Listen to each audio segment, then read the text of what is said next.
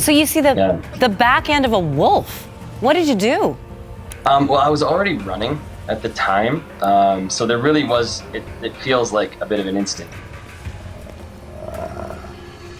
Searching for the biggest and strongest wolves ever seen, that was the mission. But recently, experts may have just caught a wolf weighing over 200 pounds. And no, that's not the whole story. Because the footage I captured reveals something way larger, possibly the largest wolf ever caught on camera. I tell you about my friend in Colorado, they let wolves loose near his land? No. What started as a search for the so-called big bad wolf led me to something real, something terrifying. Turns out, the largest wolf species isn't in some far-off myth. It's right in North America, the gray wolf. And here's the part that'll chill you. This wolf doesn't just hunt, it outruns cars, and it knows you're watching.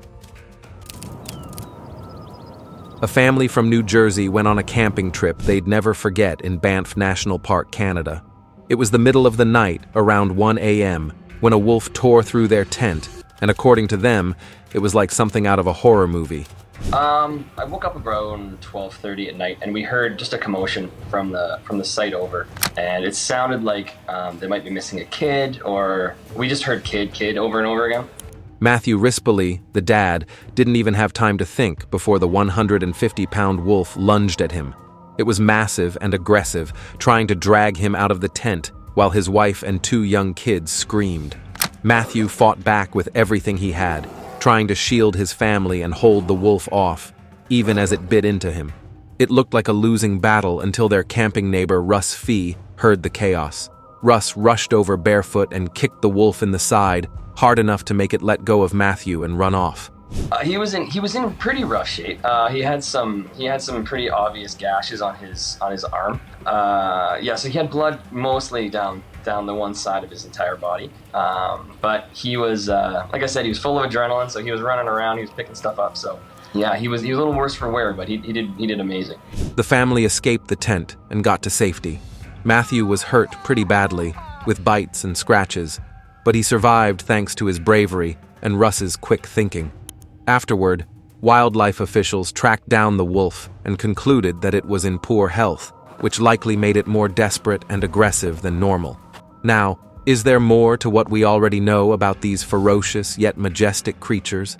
Science tells us that they have qualities that no other creature in the animal kingdom does. Number 9. The wolf's superpowers. Wolves can get really huge, much larger than we see in the documentaries. A big wolf can stand around 3 feet tall at the shoulder, like a German shepherd on steroids. From nose to tail, they're about 6 feet long, which is as long as a tall person lying down. And when it comes to weight, the biggest ones can tip the scales at up to 175 pounds, which is heavier than a lot of adult humans.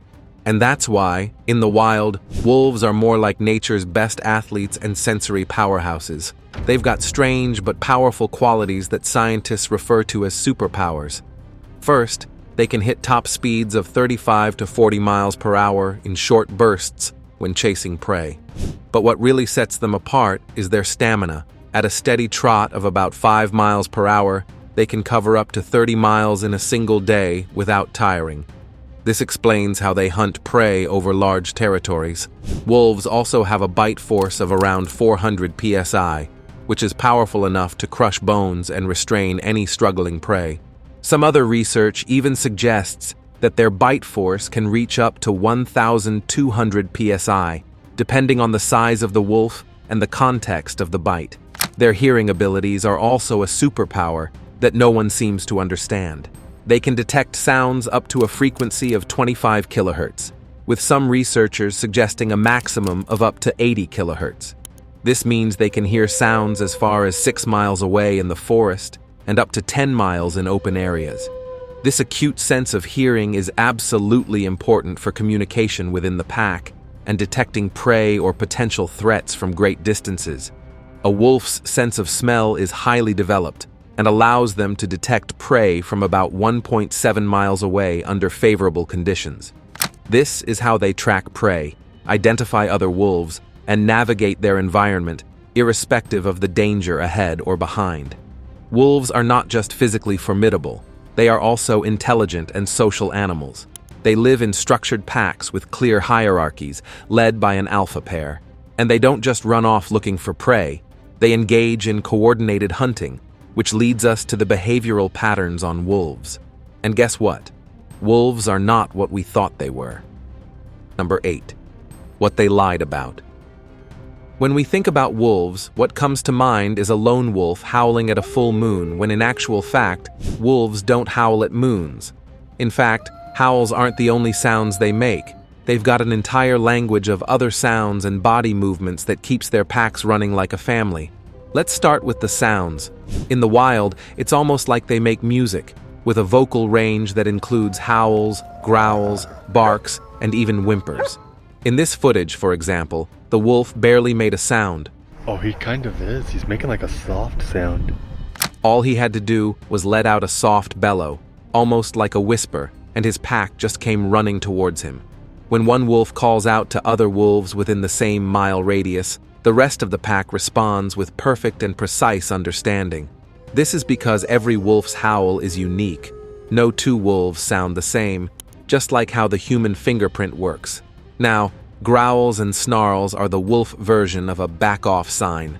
If a wolf wants to assert dominance or claim a dinner, a deep growl gets the message across. On the other hand, they whine and whimper to get attention or to show timidity. This is mostly common amongst pups because the big bad wolves don't have anything to be afraid of. And then there's body language, and wolves are masters at this. A dominant wolf will stand tall, head held high, tail up, like a boss. But a submissive wolf? Total opposite. Tail tucked, body low, avoiding eye contact. Even their tails tell a story.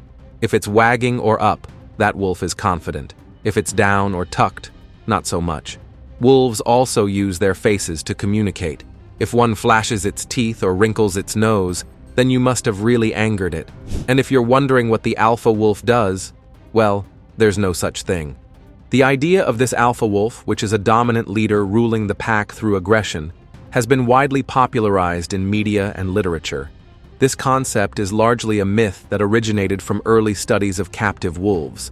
The term alpha wolf gained traction from research conducted in the mid-20th century, particularly by biologist Rudolf Schenkel. His studies observed wolves in captivity, where individual wolves were grouped together, and of course, it led to unnatural social dynamics and hierarchies. These findings were later popularized by L. David Mech in his 1970. However, Mech himself later acknowledged that these observations did not accurately reflect the behavior of wild wolf packs. In 1999, he had to publish a paper clarifying that in the wild, wolf packs function more like families. Parents guide their offspring rather than dominate them through force. In natural settings, a typical wolf pack consists of a breeding pair and their offspring from the past few years. These family units are cooperative and cohesive. Now, the so-called alpha wolves are simply the mother and father, guiding their young and teaching them essential survival skills. This structure is very similar to a human family, where parents care for and lead their children without the need for aggressive displays of authority. The idea of an alpha wolf came from observations of captive wolves who weren't related, and the older one would exert authority through aggression and force to remain relevant. And since so many questions have been raised about wolves in captivity, we might as well look into them and what life is like outside the wild. Number 7. Wolves in captivity. Wolves in captivity do share many traits with their wild counterparts, but the captive environment brings out some characteristics that are quite unusual. In the wild, wolves typically live between 5 to 7 years due to threats like disease, starvation, and conflicts. However, in captivity, with regular meals and medical care, they can live up to 15 years or more. Captive wolves have also demonstrated the ability to learn from humans. Studies have shown that they can observe and replicate tasks demonstrated by humans, and that indicates a level of social learning previously thought to be exclusive to domesticated dogs. Wolves are inherently social animals, but captivity can actually alter their pack dynamics. In confined spaces, they may exhibit increased aggression due to stress and lack of space. Captivity may also cause wolves to howl more frequently, possibly due to boredom or as a response to environmental stimuli like sirens. Now, let me introduce you to one of the greatest captive wolves that ever lived, Atka. Atka is a remarkable Arctic gray wolf who served as an ambassador for his species at the Wolf Conservation Center in New York. Atka arrived at the WCC from Minnesota when he was just 8 days old. Because he was raised by the center's staff, he became comfortable around humans, which made him an ideal candidate for the role of an ambassador wolf. He usually helped educate the public about wolves and their vital role in the ecosystem. Atka traveled a lot, visiting schools, museums, and even appearing at events to help dispel myths and misconceptions about wolves. Atka won the hearts of many because he just had a unique way of connecting with people. In fact, for his 15th birthday in May 2017, the WCC staff gave Atka his very own email account so he could receive messages from his fans. Sadly, Atka passed away in September 2018 at the age of 16, making him the oldest ambassador wolf at the WCC. And if you think Atka is fascinating, there is a subspecies of his kind that remains one of the most fascinating to researchers. Number 6. The Eurasian wolf.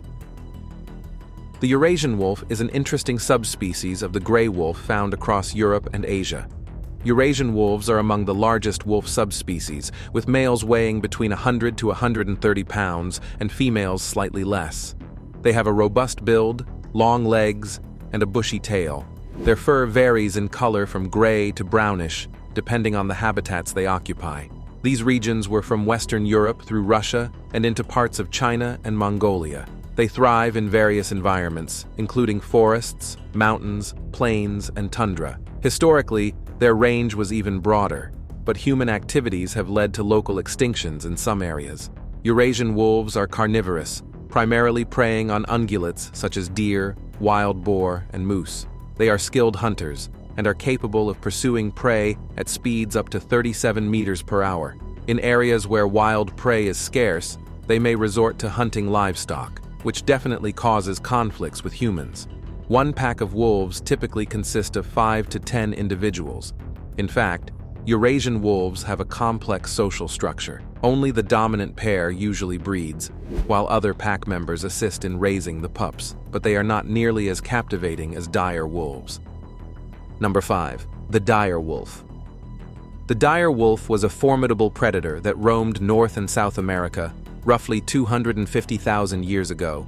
Despite its fame, especially from pop culture references like Game of Thrones, the real dire wolf was different from the modern gray wolf, both in genetics and physical characteristics. Dire wolves were among the largest canids to have ever lived. They stood about 38 inches tall at the shoulder and measured up to 70 inches in length. Their weight ranged between 130 to 150 pounds, which is heavier and more robust than today's gray wolves. They had massive skulls with strong jaws for crushing bones and had shorter, sturdier limbs, meaning they were built more for strength than speed. Fossil evidence, particularly from the La Brea tar pits in California, indicates that dire wolves were social animals who likely lived and hunted in packs. Their diet was primarily composed of large herbivores such as bison, horses, and camels. However, the dire wolf went extinct approximately 10,000 years ago, coinciding with the end of the last ice age. Several factors likely contributed to their extinction, including climate change, which led to the disappearance of their large prey, and competition with other predators, including humans and more adaptable canids like the gray wolf. In fact, recent genetic studies have revealed that dire wolves were not closely related to gray wolves. In fact, their lineages diverged approximately 5.7 million years ago. This genetic isolation explains why, despite sharing similar habitats, dire wolves and gray wolves did not interbreed, well, until now. In a groundbreaking development, Colossal Biosciences, a biotechnology company, announced in 2025 that they had successfully created 3 genetically modified gray wolf pups, Romulus, Ramus, and Khaleesi, with traits resembling those of the extinct dire wolf. Using advanced gene editing techniques, scientists modified 14 genes in gray wolf DNA to express 20 dire wolf characteristics. These pups were born via surrogate dogs and are currently being studied in a controlled preserve. Did we just revive an entire species of wolves? Who knows? It might yield more results than we ever imagined. Number 4. Bernard's wolf. Bernard's wolf was known as a unique subspecies of the gray wolf that once existed in the remote Arctic regions of Canada. Specifically, it inhabited Banks and Victoria Islands in the Northwest Territories. It was discovered in 1843 by zoologist Rudolph Martin Anderson, but was named after Peter Bernard and his nephew Joseph F. Bernard. These explorers collected the skin and skull of an adult male wolf during their Arctic expeditions and brought them to the National Museum of Canada, where they were formally classified as subspecies. Physically, Bernard's wolf was impressive. It measured about 5.9 feet in length and stood approximately 3.9 feet tall at the shoulder. The wolf's weight ranged between 100 to 120 pounds. It had thick white fur with a black stripe along its back, which provided excellent camouflage in the snowy Arctic environment. In terms of behavior and diet, Bernard's wolf was similar to other gray wolves. It likely lived in packs and hunted large hoofed animals like caribou. Scientists say that the social structure of these packs would have been complex, with a hierarchy that facilitated cooperative hunting and rearing of pups. However, these guys have gone completely extinct, and it is believed to have occurred between 1918 and 1952, majorly due to overhunting. Speaking of human influence, we totally wiped out another species of wolves, one that would have evolved into one of the most powerful. Number 3. The Kennai Peninsula wolf. The Kennai Peninsula wolf was a remarkable subspecies of gray wolf that was once found in the Kennai Peninsula in southern Alaska. And because of its crazy size and strength, this wolf played a crucial role in the region's ecosystem before its extinction in the early 20th century. The Kennai Peninsula wolf was among the largest of North American wolves. Adult males typically measured about 6.5 feet in length and stood about 3.8 feet tall at the shoulder. They weighed between 170 and 200 pounds, and this made them instant predators wherever they found themselves. Their fur was usually silver gray or brindle black, and their primary prey was moose, which is reflected in their scientific name, alces, the Latin word for moose. They also hunted other large ungulates and smaller mammals like beavers and hares. Their hunting strategy often involved coordinated pack efforts, allowing them to take down animals much larger than themselves. But just like Bernard's wolf, this subspecies is extinct, and the reason is quite interesting. Gold was discovered on the Kennai Peninsula in 1895, and it instantly led to a sudden influx of settlers. These people feared the spread of rabies and the threat to livestock, and so they initiated aggressive predator control measures. And so, between 1890 and 1915, extensive hunting, trapping, and poisoning campaigns were carried out against the wolves. By 1915, the Kennai Peninsula wolf population had been nearly eradicated, and the subspecies was declared extinct by 1925. However, some things never die or fade out. Certain cultures have built folklores and generational stories out of these creatures. Extinct or not, their beliefs keep the wolves alive. Number 2. Wolf mythology. Wolves have always captivated human imagination for centuries. In some cultures, they are fearsome beasts. In others, they are revered spirits. In European folklore, wolves often symbolize danger and transformation. The concept of the werewolf, which is a human turning into a wolf, has roots in ancient Greece.